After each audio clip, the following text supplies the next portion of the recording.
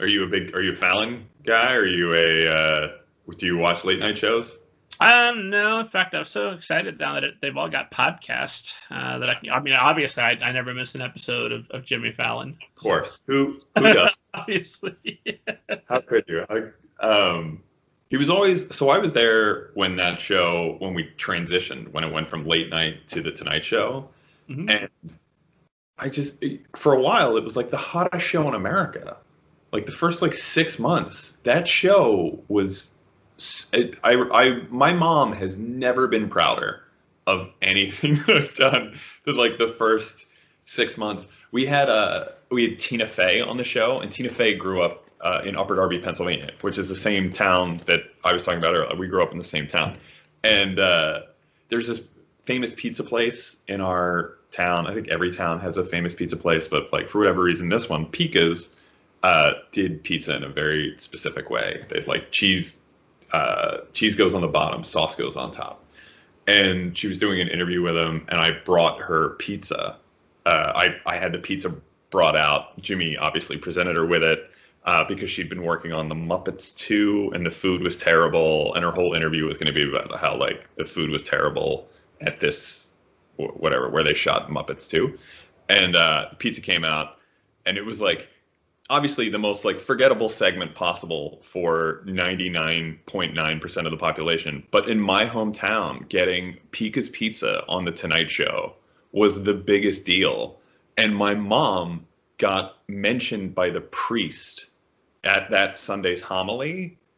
My mom got a shout out from the priest about Pika's Pizza getting mentioned, and one of my brothers will have to be elected senator to pass me based on my mom getting mentioned directly by the priest because of meanwhile all I did all day was write dick jokes, and then had some pizza brought out, and then a priest is look at what this guy's up to.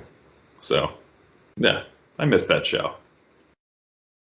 I feel like that's such a wonderful anecdote that should just be the start of the podcast. Oh, all right. Hi, everybody. Welcome to another episode of Middle Grade Ninja. If that's comfortable. It could not be the start of the show. No, absolutely.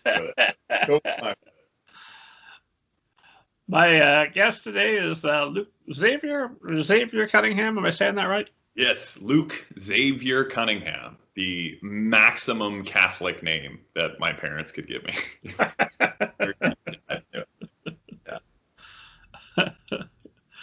So you grew up, I'm sorry, what was the name of the town with Pika Pizza in it? Upper Darby, Pennsylvania. Upper Darby, Pennsylvania, the town, you could literally throw a rock into Philadelphia, and we often did. It was right at the bottom of the street. And it's a fun little inner ring suburb town, very working class, very middle class. When I was a kid, I used to wear red all the time. I was a bit of a chunker, and I would wear red all the time, and everybody called me Red Delicious. That was my nickname when I was in 7th and 8th grade. I was wearing starter jackets, Umbros. It was 1994. You were probably there. You remember that? Did you have Umbros? Did you have starter? I had Umbro shorts. You had Umbro shorts? Yeah. Did you have a starter jacket? I didn't, but I had several friends who did. Okay. I aspired to starter jacket life. You had pro player? Okay. My brother got a pro player jacket, and I was so pissy about it that my dad took me and bought me a starter jacket. I don't think he's ever forgiven me. So how do you get from small town Pennsylvania all the way to the Tonight Show? Were you headed straight for television writing from the start, or what was the? So I went to college. I went to Brown University on a big pile of financial aid. So I graduated from there, but when I was there, I worked as I was in the sketch comedy group and improv comedy group. And after I graduated, I was a teacher for a little while, which is essentially just stand up without jokes or punchlines. You're talking from bell to bell. You've got to find a way to keep their attention. And then I transitioned from being a teacher into doing a lot of stand-up and writing sketch at Upright Citizens Brigade. I moved to New York, and I was doing that for a really long time, and then for like 5 years. And then my teammate from college and we wrote a pilot called Red Delicious, which was about me when I was a chunky kid in middle school. And that Fox bought it and developed it and almost made it. And then so I moved to LA, and then when I was in LA, I was submitting to other stuff and just writing joke packets. Like that's what you have to do as a comedy writer and a comedian. You're constantly writing joke packets.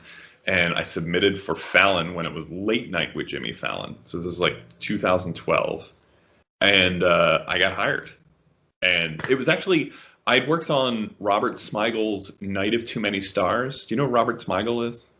Sure. Saturday Night Live cartoon. For the is he Triumph also, or am I thinking of somebody? Triumph. He is Triumph, but for our middle school audience, he is the Dracula Vacation movies. Which one's that? The animated Dracula? Oh, I have not seen animated Dracula. It's definitely a series. Adam Sandler voices Dracula. Oh, I know what you're talking about, but I was a little too old above the target audience, and they're a little too old for my kids. Listening right now, they are yelling the name of this movie. Being like, oh, you two dummies. Hotel Transylvania. Nailed it. Oh, got it. Yeah. Well, 3 or number 4, aren't they? Yeah. So Smigel wrote Hotel Transylvania, and he runs this thing called Night of Too Many Stars, which is like a telethon, but it's a fake telethon. It's making fun of telethons. And I produced bits. I was a writer and was producing bits on it. And one of the head writer suggested to Jimmy Fallon's head writer, hey, you should talk to this guy because he writes jokes for men. And because I was like, he writes very manly jokes. And I was like, okay, whatever that means. And I ended up submitting a packet. They felt like they needed a manly joke writer at the time. So I got hired and was working on Late Night with Jimmy Fallon until it became The Tonight Show. And while I was there, I started working on this book. So you come in and you're 6.5 feet tall, and they're looking for somebody to write manly jokes. That's got to help. I know. It does. You know, he would do our annual review. They would like go through and they would talk about it. And that you would write every day. You would write like 50 jokes total. Like you would have 40 due by 11 a.m. You'd probably end up writing another 10 more.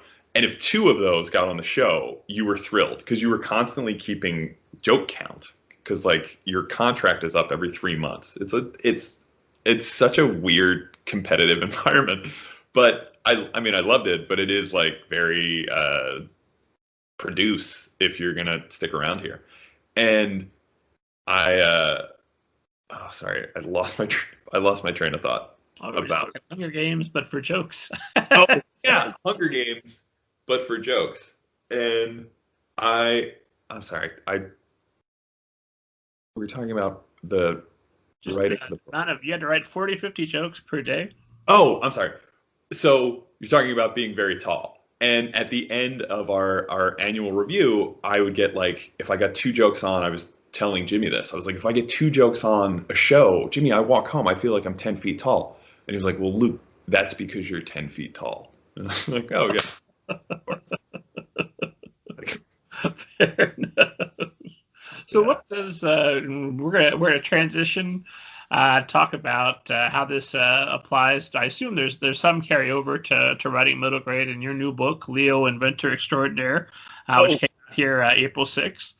But what does that morning look like, that writing morning? 40 or 50 jokes? Are you just walking around an office with a tennis ball like on a TV show? Or No, you know what? It is an anxious library when you go in there. It is just 6 people all cranking through and trying to get, like when you're writing late night jokes, the first angle always occurs to you. Like what's going to be like the uncle joke, like the most obvious joke is going to come at you. So you just throw that one away, and then you have to like continue to dig down until you find like a very funny take on it, and then hopefully it is something that is not already blown up on Twitter. You know what I'm saying? Like you just kind of like I'm sure that joke, or the canal, the canal, or the Suez Canal and the boat blocking it, and the fact that that boat was no longer blocking it. I'm sure the joke that you don't want to submit in your packet is, oh, we would talk about that ship, but that ship sailed. Brr. Like, it's that joke that you have to just scrap immediately until you find the best possible take. So in applying that, in applying that to writing a book, like, you would just work so much at as a late night writer, because so much of your work is just frankly like not funny enough to appear on the show, or whatever, just doesn't make the cut. So you just scrap all of that and you continue to dig down and find the best possible angle. And that's really the same way you go about writing a book, or at least it's the way I did, in terms of like the mental labor of trying to like, I feel like a book and a long narrative is just a huge machine, you know? Like, it's just a big machine, and jokes are just like little machines, like 2 sentences set up, and then the punchline. It has to be something you're not counting on hearing. And you kind of do the same thing with a book, except it's just a way bigger machine. The second you tinker with something in the beginning, you are setting off this chain reaction that tinkers with like 30 other things down the line. So, yeah, it's just the writing process is just as labor intensive, but you kind of have to work in a different way.